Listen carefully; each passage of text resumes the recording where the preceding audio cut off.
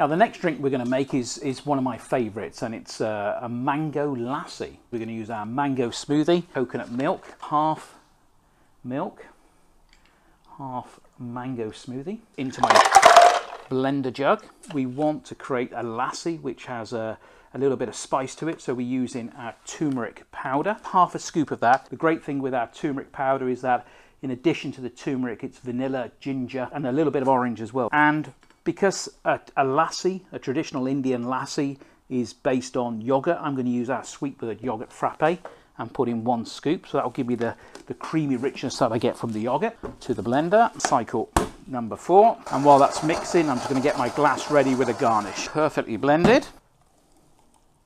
And then to finish this drink, I put a slice of fresh mango on. What we've done is we put the turmeric powder into a shaker. Gives it a lovely sheen to the drink. The perfect mango lassi.